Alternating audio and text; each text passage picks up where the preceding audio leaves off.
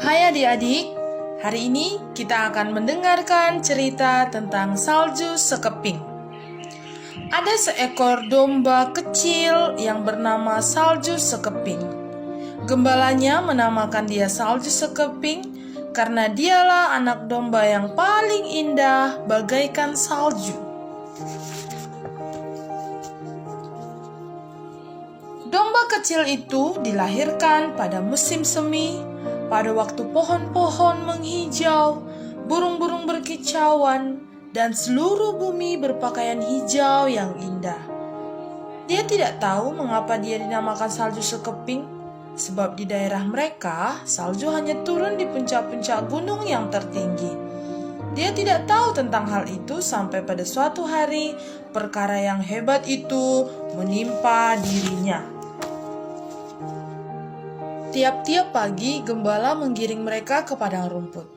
Si domba kecil ini selalu berusaha untuk yang pertama keluar dari kandang. Dia tak sabar menunggu waktu berangkat karena kakinya mau berlari-lari dan melompat-lompat, dan mulutnya ingin mencicipi rumput-rumputan yang sedap. Ada kalanya gembala berkata kepadanya, "Salju Sekeping, jangan begitu terburu-buru." Tetapi si domba kecil ini tahu bahwa gembalanya sayang kepadanya, sebab gembalanya hanya memukulnya pelan-pelan kalau gembala memarahinya. Si domba kecil melompat-lompat, sedangkan domba-domba yang lain perlahan-lahan keluar dari pintu yang sempit satu demi satu. Jalan melewati gunung menuju ke padang rumput tidak selalu mudah diikuti. Seringkali si domba kecil bertanya dalam hati, "Apakah aku tidak boleh mencari jalan yang lebih baik daripada mendaki jalan yang berbatu dan berbelok-belok di mana gembala memimpin kami?" Itulah yang dalam pikiran si domba kecil. Sehingga si domba kecil ingin mencari jalan lain, mencari tempat lain yang jauh dari gembalanya. Sampai-sampai dia merasa bahwa dia amat bodoh kalau tidak melihat tempat-tempat lain yang amat menyenangkan. Rupa-rupanya, rumput yang paling hijau selalu ada di tempat-tempat yang lebih jauh. Nah, pada suatu hari, si domba kecil melihat rumput di kaki sebuah bukit batu yang curam. Dia ingin sekali ke sana. Dia tahu bahwa dia dapat melompat ke bawah dengan kakinya yang tangkas dan kemudian naik kembali.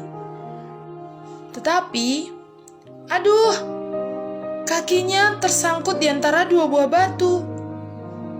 Dia merasa berterima kasih waktu gembala datang dengan tongkat panjang yang bengkok ujungnya, lalu mengaitkannya pada lehernya dan menariknya ke atas. Sekali peristiwa selagi mereka bersenang-senang, datanglah seekor binatang buas, yaitu seekor harimau. Dengan diam-diam ia keluar dari dalam hutan. Gembalanya yang selalu berjaga-jaga melihat dia hampir bersamaan dengan mereka.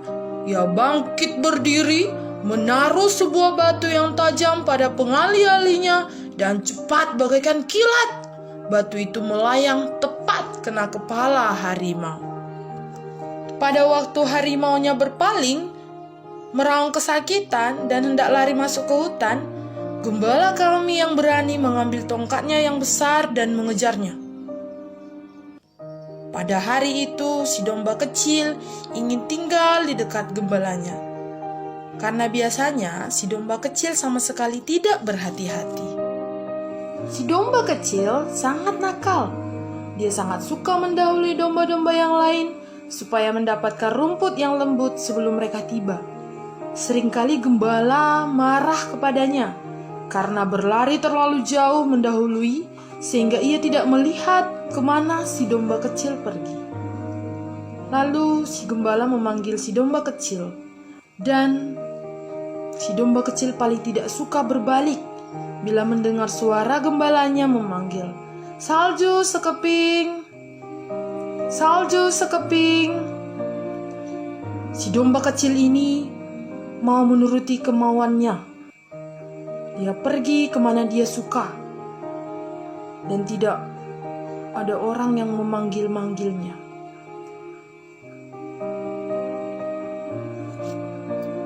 Karena kenakalannya, suatu hari si domba kecil tidak dapat pulang. Dia sudah terlalu jauh dari kumpulannya. Dia sudah jauh dari gembalanya. Cuaca makin dingin. Musim dingin tiba di negerinya. Dia pikir dia sudah dewasa dan sudah menjadi domba besar. Dia pikir dia sudah hebat. Dia bisa melalui segala sesuatunya. Yang dia pikir semua sangat gampang. Ternyata tidak. Cuaca yang terang, matahari yang cerah, tiba-tiba berubah.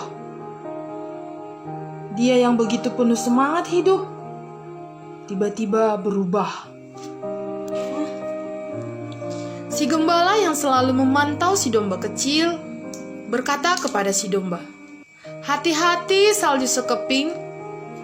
Rupa-rupanya kamu punya niat yang jelek. Kamu harus tinggal dekat domba-domba lain karena hari ini cuaca buruk." Itulah kata gembala kepada si domba kecil. Lalu si domba kecil berpikir, benar juga. Si domba kecil punya niat jelek karena dia tidak mau diperlakukan seperti domba kecil lagi. Si domba kecil akan bersenang-senang hari ini sebelum musim dingin benar-benar tiba, seperti yang sudah diceritakan ibunya kepadanya. Di mana-mana, si domba kecil ini selalu punya pikiran bodoh. Dia selalu punya pemikiran yang jelek. Dalam pelukan ibunya, dia berpikir, "Saya akan menunjukkan kepada domba-domba tua yang bodoh itu bahwa saya bisa hidup bersenang-senang." Si domba kecil selalu merasa hebat. Si domba kecil selalu merasa dia tidak kecil, tapi dia sudah besar. Dia bisa mengatur hidupnya. Dia bisa berjalan tanpa gembala dan tanpa kumpulannya. Pada saat itu juga, si domba kecil berpikir akan mencari padang rumput untuk dirinya sendiri. Dia bermain-main terus dan tak selalu makan terus. Sampai ibunya dan gembala menoleh ke arah lain.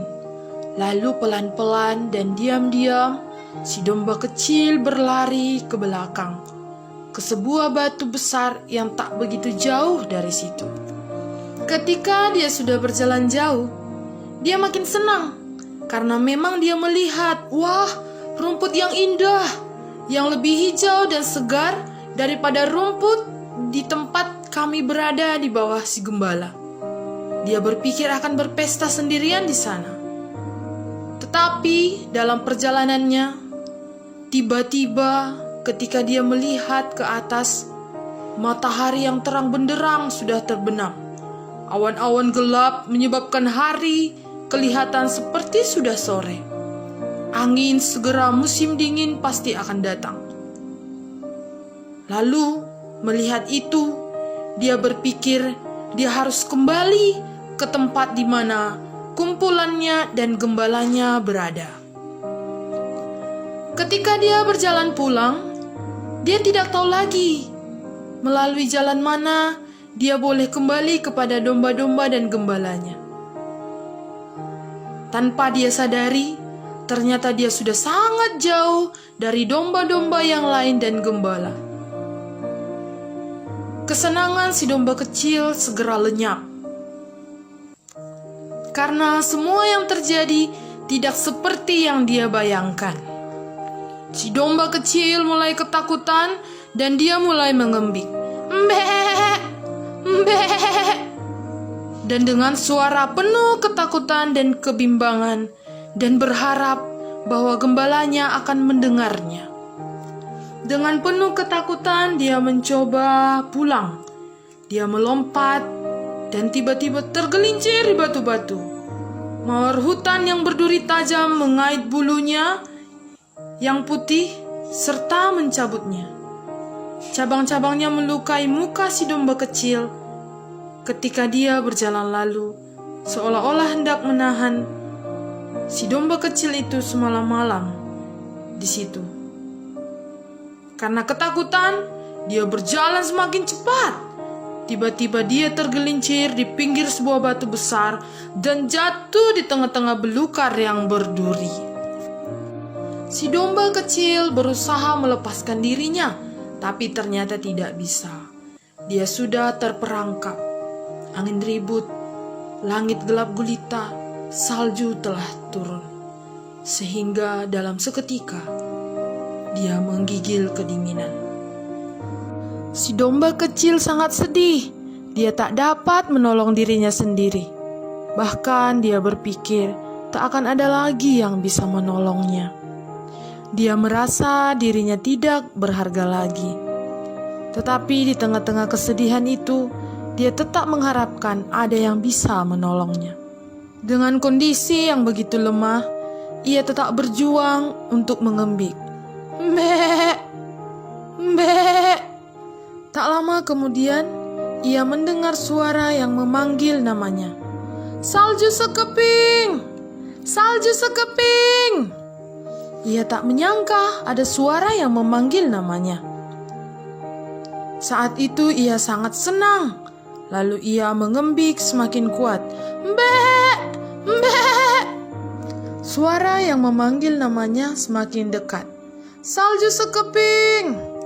Salju sekeping! Akhirnya si gembala menemukan si domba kecil yang telah menderita.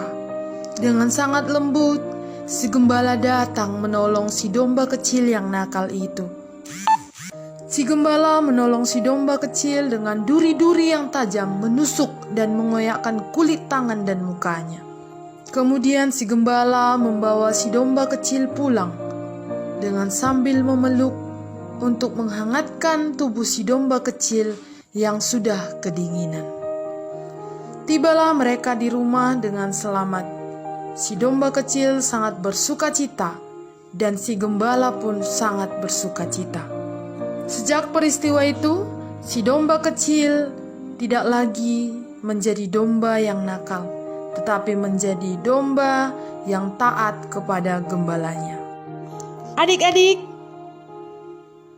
domba kecil yang nakal itu bagaikan manusia yang berdosa, dan gembala yang baik adalah Tuhan Yesus. Manusia berdosa telah jauh dari Allah, nakal, tidak taat, hidup sesuka-sukanya. Tetapi Tuhan Yesus yang adalah gembala yang baik, dengan sabar menanti manusia berdosa berbalik kepadanya. Tuhan Yesus telah datang untuk manusia yang berdosa, supaya manusia yang berdosa boleh diselamatkan. Adik-adik, sukacita yang sesungguhnya adalah karena percaya kepada Tuhan Yesus. Ketika kita jauh dari Tuhan, kita bagaikan seekor domba yang sesat yang malang. Tuhan Yesus yang adalah gembala yang baik, saat ini sedang menantikan adik-adik untuk percaya kepadanya. Maukah kalian datang kepada Tuhan Yesus supaya menjadi miliknya? Adik-adik perlu mengenal Tuhan Yesus yang adalah gembala yang baik, mendengarkan firman-Nya dan percaya kepadanya. Adik-adik, ayat hafalan kita adalah Yohanes 10 ayat 11. Akulah gembala yang baik. Gembala yang baik memberikan nyawanya bagi domba-dombanya. Yohanes 10 ayat 11.